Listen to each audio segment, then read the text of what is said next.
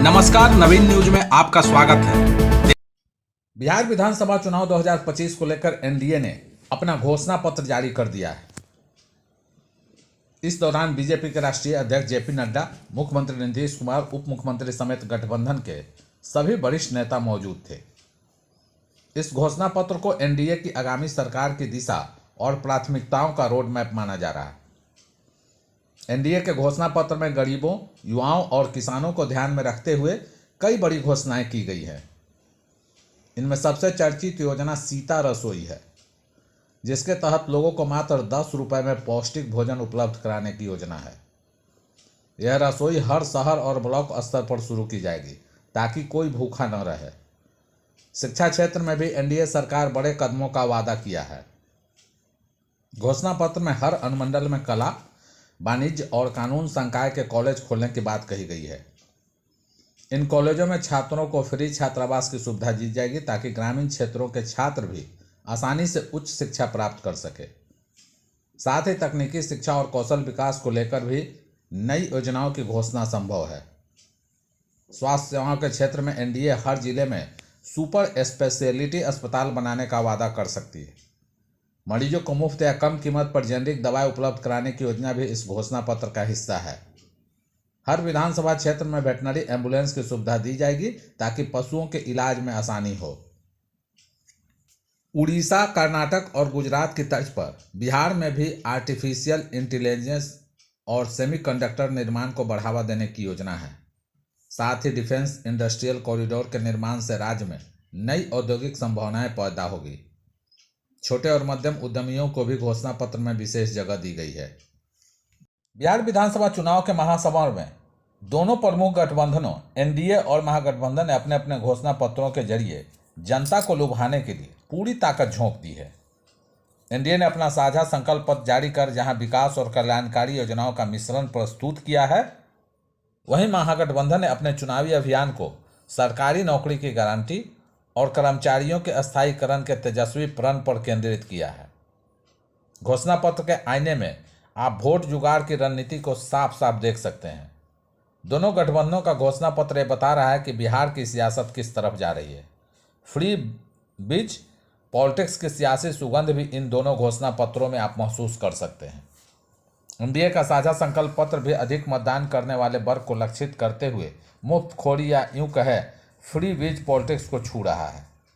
सियासी जानकार मानते हैं कि एनडीए का संकल्प पत्र एक सोची समझी रणनीति का परिणाम है, जिसने अपनी एकता को दर्शाते हुए अधिक मतदान करने वाले वर्गों को साधने के लिए मुफ्तखोरी के नए अध्याय जोड़े हैं। 125 यूनिट मुफ्त बिजली का वादा किया गया है, जो मिलना शुरू भी हो गया है और जो जाति और धर्म से परे एक विशाल वर्ग को सीधे आकर्षित कर रहा है। बिहार की सियासत इन दिनों काफ़ी गर्म है और नेताओं का बयान लगातार सुर्खियों में है। इधर तेज प्रताप यादव ने एनडीए के संकल्प पत्र पर और आरजेडी के नेता खेसारी लाल यादव दोनों पर बयान दिया है।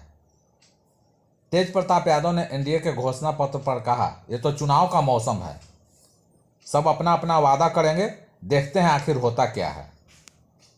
उन्होंने आगे आरजेडी के स्टार प्रचारक और छपरा के उम्मीदवार खेसारी लाल यादव के उस बयान पर भी निशाना साधा जिसमें खेसारी ने बिहार में 2 करोड़ नौकरी देने की बात कही थी। तेज प्रताप ने हंसते हुए कहा, खेसारी लाल कौन सी नौकरी देगा, नाचने वाला नौकरी देगा क्या। गौरतलब है कि तेज प्रताप यादव अपने बयानों से लगातार सुर्खियों में बने हुए हैं। कांग्रेस नेता राहुल गांधी के हालिया बयान पर जब जनशक्ति जनता दल प्रमुख तेज प्रताप यादव से प्रतिक्रिया मांगी गई तो उन्होंने तीखा वार किया। तेज प्रताप ने कहा कि राहुल गांधी छठ किए हैं क्या, उन्हें क्या पता छठ क्या होता है। जो आदमी हर वक्त विदेश भाग जाता है उसे छठ मैया के पर्व का क्या ज्ञान होगा। बिहार विधानसभा चुनाव के प्रचार अभियान में एनडीए प्रत्याशियों के लिए वोट मांगने उत्तर प्रदेश के मुख्यमंत्री योगी आदित्यनाथ पहुंचे। सिवान की सभा में शहाबुद्दीन का नाम लिए बगैर योगी आदित्यनाथ ने बेटे ओसामा के लिए बड़ी बात कह दी। उन्होंने कहा कि एक खानदानी माफिया रघुनाथपुर पर कब्जा करना चाहता है। उत्तर प्रदेश में हमने माफियाओं को बुलडोजर से रौंदकर कचूमर निकाल दिया। फिर से कोई मारीच और सुबाहु सिर नहीं उठाए, इसके लिए वोट करना है। सिवान के रघुनाथपुर से पूर्व सांसद और लालू यादव के चहेते शहाबुद्दीन के बेटे ओसामा साहब विधानसभा चुनाव लड़ रहे हैं। सिवान विधानसभा क्षेत्र में आयोजित जनसभा को संबोधित करते हुए योगी ने कहा कि परसों रघुनाथपुर इसलिए गया था क्योंकि वहां एक खानदानी माफिया चुनाव में खड़ा होकर क्षेत्र पर फिर से कब्जा करना चाहता है। उत्तर प्रदेश में हमने बुलडोजर से रौंद रौंद कर माफियाओं के कचूमर निकाल दी है और उनके लिए जहन्नुम का रास्ता खोल दिया। हमारी सीता मैया से जुड़ी बिहार की धरती पर कोई मारीच और सुबाहु फिर से सिर नहीं उठा सके। अब इसकी व्यवस्था करना है। इसके लिए खराब मौसम के बावजूद लोगों का हुजूम पड़ा है। बिहार विधानसभा चुनाव के सरगर्मियों के बीच एनडीए ने अपना संकल्प पत्र जारी करते हुए मुख्यमंत्री नीतीश कुमार को सीएम फेस के रूप में मजबूती से पेश किया है। भाजपा के उप मुख्यमंत्री सम्राट चौधरी ने भी साफ कहा है कि नीतीश कुमार वर्तमान में मुख्यमंत्री हैं और आगे भी रहेंगे। लेकिन क्या यह घोषणा पत्र वाकई नीतीश की उम्मीदवारी को औपचारिक मुहर दे पाएगा या बीजेपी की आंतरिक दुविधा चुनावी समीकरण बदल देगी? विपक्ष इसे पलटी मार नीतीश का मुद्दा बना रहा है, जबकि एनडीए इसे सुशासन की गारंटी बता रहा है। नीतीश कुमार की सीएम उम्मीदवारी पर बहस लंबे समय से चल रही है और आज के घटनाक्रम ने इसे और तेज कर दिया है। बीजेपी के लिए यह कैच 22 वाली स्थिति है। एक तरफ बीजेपी का कोर वोटर खासकर ऊपरी जातियां 2015 से अपना सीएम चाहता रहा है। अगर नीतीश का नाम औपचारिक रूप से घोषित हो गया तो यह वोट बैंक नाराज हो सकता है, जो प्रशांत किशोर जैसे रणनीतिकारों के निशाने पर है। दूसरी तरफ अगर घोषणा न हुई तो नीतीश कुमार के वोटर ईबीसी ओबीसी उदासीन हो सकते हैं, जो एनडीए के लिए घातक साबित होगा। बिहार में मोन्था चक्रवात कहर बरपा रहा है। पटना, अररिया, मधुबनी, मुजफ्फरपुर समेत कई जिलों में रात से बारिश हो रही है। बिहार के सुपौल, अररिया, किशनगंज, मुंगेर, मधुबनी, दरभंगा, भागलपुर, बांका और जमुई में भारी बारिश का अलर्ट जारी किया गया है। इसके साथ ही 50 किलोमीटर की रफ्तार से हवाएं चलने की संभावनाएं हैं। पूरे राज्य में गरज चमक के साथ बिजली गिरने और ठनका का खतरा बना हुआ है। मौसम विभाग के माने तो बंगाल की खाड़ी में बने चक्रवाती तूफान मोन्था का असर अब बिहार में साफ तौर पर दिखने लगा है। बिहार में इस बारिश से लोगों को ठंडक का एहसास और ज़्यादा होने लगा है। फिलहाल बारिश की ये स्थिति 2 नवंबर तक बनी रहेगी। मुजफ्फरपुर में लगातार बारिश से ठंड भी बढ़ गई है। राजधानी पटना में दिन का अधिकतम तापमान 24 डिग्री सेल्सियस तक पहुंच गया है। धूप नदारत है। सर्द हवाओं की वजह से रात के साथ अब दिन में भी ठंड महसूस होने लगी है। मौसम विभाग के माने तो राज्य के अधिकांश जिलों में न्यूनतम तापमान सामान्य से 3 से 5 डिग्री तक नीचे चला गया है।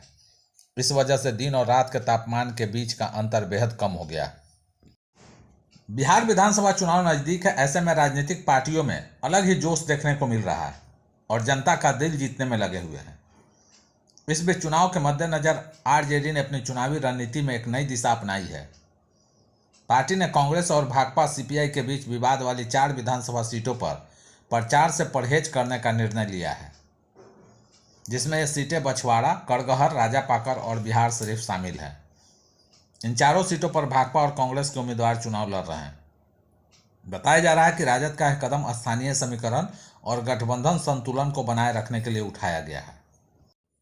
बिहार विधानसभा चुनाव को लेकर मतदाताओं के बीच रिझाने के लिए पार्टियों ने अपनी तेज रफ्तार पकड़ ली है। इस बीच एनडीए ने संकल्प पत्र भी जारी किया है, जिसे लेकर कई तरह की तीखी प्रतिक्रियाएं सामने आई है। इस मामले में विपक्ष के नेता तेजस्वी यादव ने कहा कि एनडीए के लोगों को सौड़ी पत्र लाना चाहिए और बिहार की जनता से सौड़ी बोलना चाहिए कि 20 साल राज करने के बाद भी सबसे गरीब राज्य बिहार है। कोई कारखाने नहीं है, कोई निवेश नहीं है, हर क्षेत्र में सरकार विफल रही है, इसलिए उन्हें सौड़ी पत्र लाना चाहिए था।